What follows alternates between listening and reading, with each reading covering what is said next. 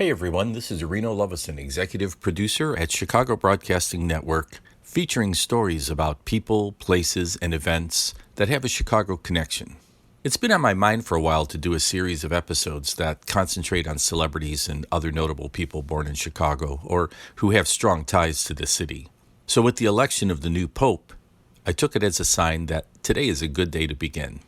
Pope Leo XIV, formerly known as Cardinal Robert Prevost, provides Chicago with a direct line to the Vatican, and we're here to explore how his roots in the Windy City shaped his journey to the papacy. Born in Dalton, Illinois, just outside of the southern limits of Chicago, Robert Prevost grew up in a tight-knit Catholic family.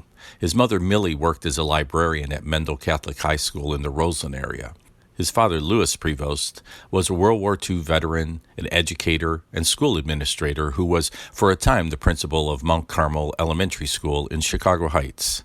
The Prevost home was a simple 1,200-square-foot brick house on East 141st Place, which his parents purchased in 1949 and was remembered as a gathering spot for those who shared their faith. From an early age, Robert Prevost and his brothers Louis and John were involved in their parish, the now defunct St. Mary of Assumption, situated at 137th Street, which straddled the line between Chicago and Dalton. This is where the three young men served as altar boys, lectors, and musicians. As a child, when other kids were pretending to be cowboys or soldiers, Robbie, or Bobby as he was known, would play priest and pretend to perform Mass. Young Robert earned a degree in mathematics from Villanova University before heading to Hyde Park's Catholic Theological Union for further studies. In his early career, he taught for a while at Mendel Catholic High School. This is of particular interest to me because Mendel was formerly Pullman Tech on Chicago's South Side and is my father's alma mater. The young priest also served as a substitute teacher at St. Rita's Catholic High School, located in the Ashburn neighborhood on Chicago's southwest side. St. Rita of Cascia High School is a Catholic college prep school for young men that follows the Augustinian philosophy of education. Robert Prevost also taught at Tolentine College, an Augustinian seminary, in suburban Olympia Fields. He later served as provincial prior of the Augustinian order.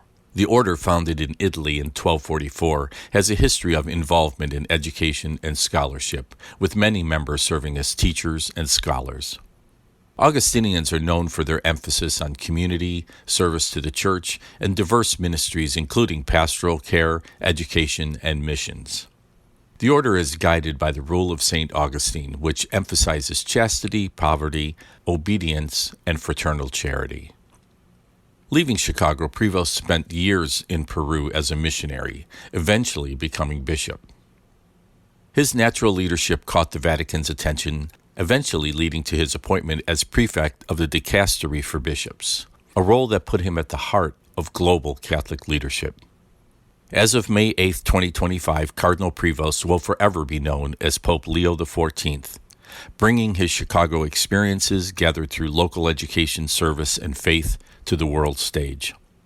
This is just a small reminder of how many Chicagoans have grown to be leaders in various fields of endeavor and have gone on to change the world. The Catholic Church is over 2,000 years old, and Pope Leo XIV will be the 267th pontiff, the first from North America, the first pope born in the United States, and certainly the first pope born in the Chicago area. By the way, I've come to learn that pontiff, which is a more formal term for the pope, is derived from the Latin word pontifex, meaning bridge builder. Indications are that just like his predecessor, Pope Francis, who championed interfaith dialogue and helped strengthen global cooperation as well as bridge gaps within the Church itself, Pope Leo XIV has pledged to carry forward Francis's mission of unity and peace. Pope Leo XIV's journey from the blue-collar Chicago suburb of Dalton to the Vatican is a testament to the Midwest values of faith, family, and education, which have been deeply rooted in Chicago's culture.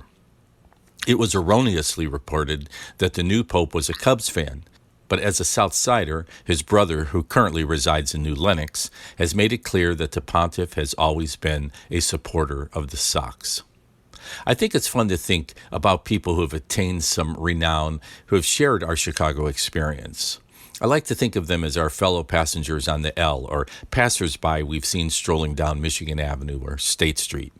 Maybe we shared the same desk years apart in the same school, or simply shared the experience of walking through the same neighborhood, admiring the lake on a beautiful summer day, or as in this case, shared a moment of reflection in the same house of worship.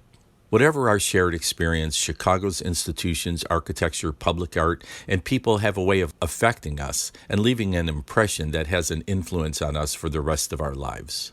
Just as the city has affected us, so do we affect the people around us. Pope Leo XIV will no doubt share a little of what he's learned from Chicago with the rest of the world, and indeed with history. Until next time, this is Reno Lovison, executive producer at Chicago Broadcasting Network, encouraging you to stay curious, stay engaged, and keep coming here to find stories that contribute to the fabric of our shared Chicago experience.